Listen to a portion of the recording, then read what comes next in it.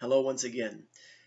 You know, today is election day in the Republic of Korea, where citizens of the country vote to decide who will represent them in Congress.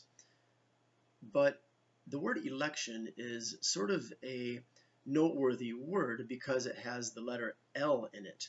And L, along with the letter R, can often be confused by speakers of English, particularly those from Asian countries. And if we get these letters mixed up and say, for example, an R when we should say an L, it can really lead to some communication problems. So I thought this would be a good opportunity to take a look at these two letters and to give you some pointers for how you pronounce these. Okay, so let's go ahead and get started.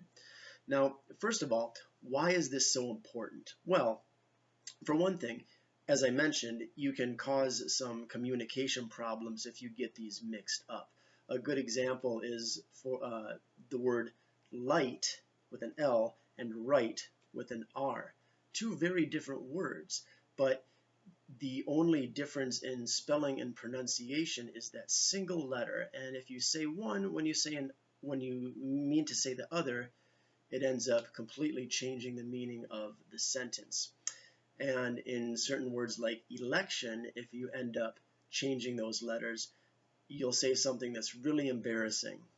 But even in instances where the meaning isn't necessarily changed and where your listener can still understand you, it's still a problem because those of us in the West have kind of a stereotype of Asians as always mixing up their L's and their R's when they speak.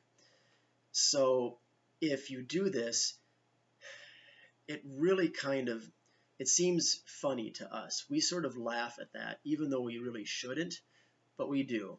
And I don't want people to laugh at you. I want people to take you seriously. And for this reason, I really recommend that you learn the difference between these two letters. It's very important. It's one of the first skills of English speaking that you should master, in my opinion. Okay?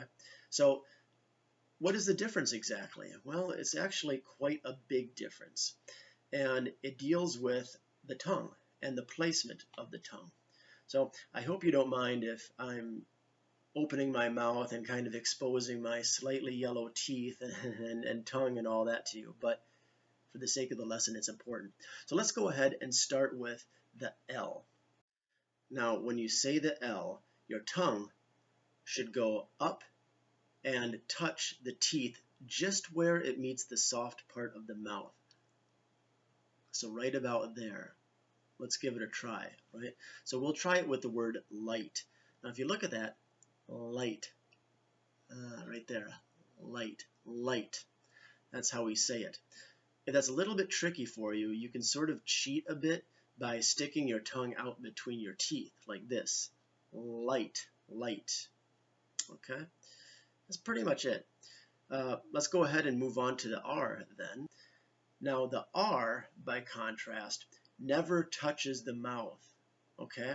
When you say the R, your tongue curves back, kind of like this.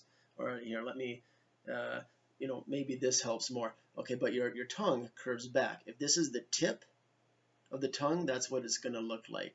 Right. See, it's way back there. Right. And once again, this part here never touches the top. Okay? That's how it's done. Right. Okay. Now, some speakers, some learners of English will pronounce their R's like this. They will say green, green, instead of green. When you do that, you've got the right idea, but your tongue is still touching the top of your mouth. When that happens, your tongue is going up, hitting the top of your mouth, and moving back.